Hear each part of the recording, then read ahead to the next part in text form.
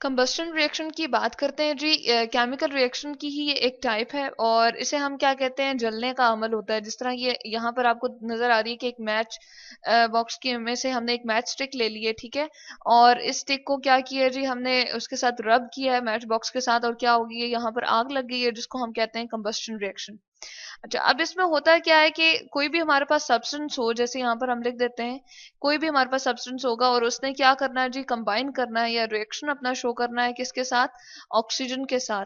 Substance combine with oxygen, और कौन सी oxygen के साथ जी, जो हमारे पास एटमॉस्फेयर में प्रेजेंट है, ठीक है। कंबाइन विद ऑक्सीजन यहाँ पर लिख देते हैं, और जो कि कहाँ है हमारे पास, एयर में है या फिर हमारे एटमॉस्फेयर में अवेलेबल है, उसको हम कहते हैं जी, ये जब इन दोनों के दरमियान रिएक्शन हो जाएगा तो वो क्या है, कंबशन रिएक्शन।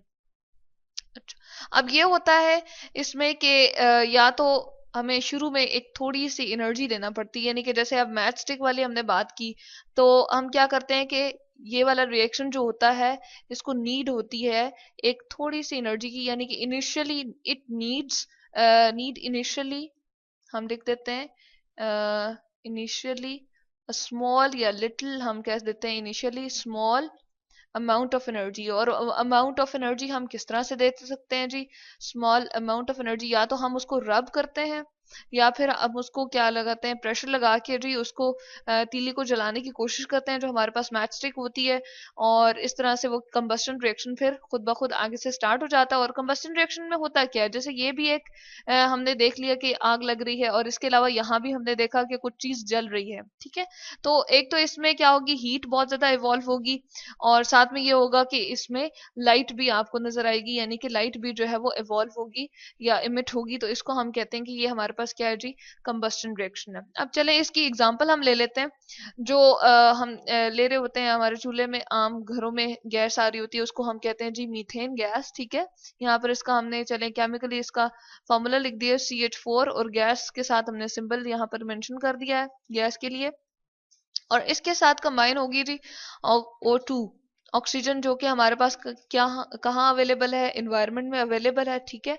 और अगेन इसके लिए हमें क्या करना पड़ता है, हम क्या करते हैं, मैच बॉक्स लेके और उसमें से स्टिक को मैच बॉक्स के साथ रब करके और अपने स्टोव में या चूल्हे में हम गैस बर्नर को जो है वो ऑन करके और उसमें लगाते हैं। अब इनिशियली हमें क्या देना पड़ रहा है, एक स्मॉल अमाउंट ऑफ एनर्जी हम खुद प्रोवाइड कर रहे हैं, ठीक है।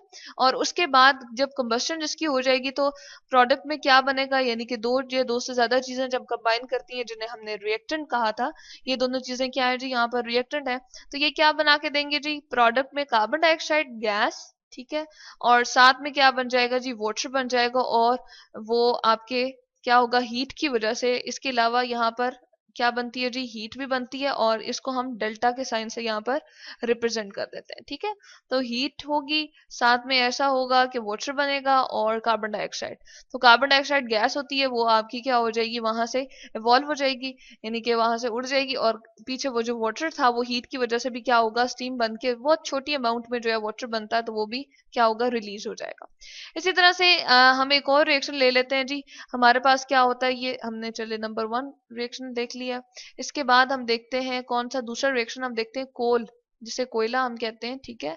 और उसको अगर हम बर्न करें, यहाँ पर चले हम लिख देते हैं कोल, जिसको हम कार्बन भी कहते हैं, ठीक है। और इसके साथ जब ऑक्सीजन कंबाइन करेगी और केमिकल रिएक्शन होगा, ये जी गैस की फॉर्म में होता है, ये हम लिख लें ताकि इसके साथ हमें मेंशन रहे। और ये जो है कोल जो है वो सॉलिड की फॉर्म में होता है।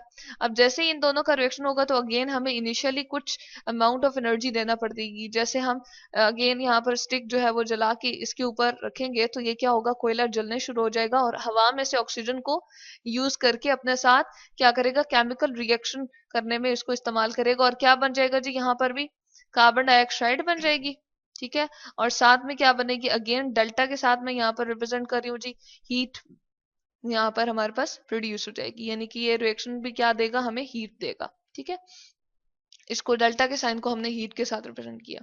इसके बाद ये जो हमें रिएक्शन नजर आ रहा है, ये क्या है जी, यहाँ पर हमने एक स्ट्रिप सी ले ली है और उसको हमने अगेन इसी तरह से छोटी सी अमाउंट में एनर्जी प्रोवाइड की है, जैसे थोड़ी सी हमने मैच स्टिक लेके और उसको जला के और इसके साथ रखा, तो ये खुद ब खुद फिर जलने का अमल जो है वो स्टार्ट हो गया। इसको हम कहते हैं जी, ये स्ट्रिप जो थी वो कौन सी थी, या हमने वो ली थी जी मैग्नीशियम की, और वो किसकी फॉर्म में जी, सॉलिड की फॉर्म में था। ठीक है, और एनर्जी हमने जब प्रोवाइड की तो ऑक्सीजन के साथ वो कंबाइन होके जी क्या दे देता है, ऑक्सीजन, अगेन यहाँ पर गैस है हम लिख देते हैं ताकि हमें याद रहे। और ये क्या बना देगा जी, यहाँ पर हमें 2 mg लेना पड़ेगा और यहाँ पर ये बना देगा जी 2 mg O। इसी तरह से चले हम मीथेन वाले में भी देख लेते हैं, यहाँ पर 4 हाइड्रोजन है हमारे पास, तो यहाँ पे हमें क्या करना पड़ेगा जी 2। ठीक है, 4 हाइड्रोजन से बैलेंस होगी, और पीछे हमारे पास क्या है जी 4 ऑक्सीजन भी हमें चाहिए, तो यहाँ पर हम क्या लगा देते जी 2, ताकि हमारे पास ऑक्सीजन भी बैलेंस हो जाए। तो ये हमारे पास जो मैग्नीशियम ऑक्साइड बना है ये किसकी फॉर्म में बनेगा जी, सॉलिड की फॉर्म में, और यहाँ पर उसकी ऐश जो है वो हमें नजर आएगी, और सॉलिड फॉर्म में मैग्नीशियम ऑक्साइड यहाँ पर स्ट्रिप जो है वो जल के और उसकी जो है वो राख जिसे हम उर्दू में कहते हैं वो बनना शुरू हो जाएगी। तो यहाँ पर हमने देख लिया कि 3 रिएक्शन किस तरह से हमारे पास कंबस्टन रिएक्शन होते हैं।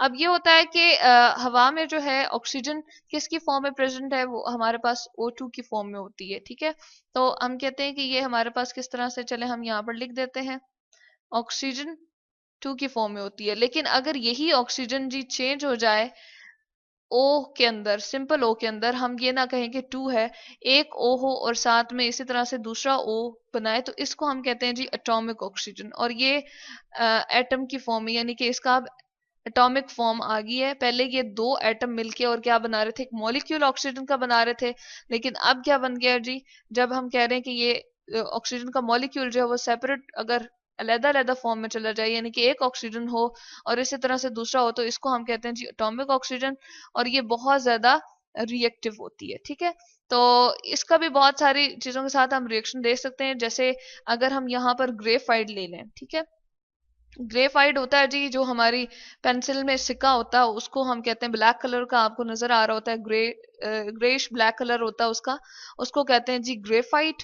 ठीक है, और उसको अगर हम बर्न करें, उसको जलाने की कोशिश करें एटॉमिक ऑक्सीजन के साथ जी, तो वो क्या बना के देगा आपको, वो कार्बन मोनोऑक्साइड बना के देगा। मोनो का मतलब ये है कि इसमें सिर्फ और सिर्फ एक ऑक्सीजन है, तो यहाँ पे चले हम लिख देते हैं इसका नाम कार्बन मोनोऑक्साइड। जबकि ऊपर हम जो पढ़ रहे थे कार्बन डाइऑक्साइड, वो हम क्या कह रहे थे, हम कह रहे थे कि वो डाइऑक्साइड है, यानी कि उसमें ऑक्सीजन आपके पास 2 नजर आ रही हैं, जबकि यहाँ पर 2 ये देख लें हमें विजिबल है, देख सकते हैं हम, यहाँ पर भी कार्बन डाइऑक्साइड में O2 है, जबकि यहाँ पर क्या है, कार्बन मोनोऑक्साइड है, यानी कि कार्बन मोनोऑक्साइड में सिर्फ और सिर्फ ऑक्सीजन जो है वो एक होगी। तो क्यों, क्योंकि एटॉमिक ऑक्सीजन ने जो है वो इसके साथ रिएक्शन शो किया ग्रेफाइट के साथ, तो ये भी क्या, कौन सा प्रोसेस आ जाएगा, कंबस्शन का प्रोसेस हो जाएगा।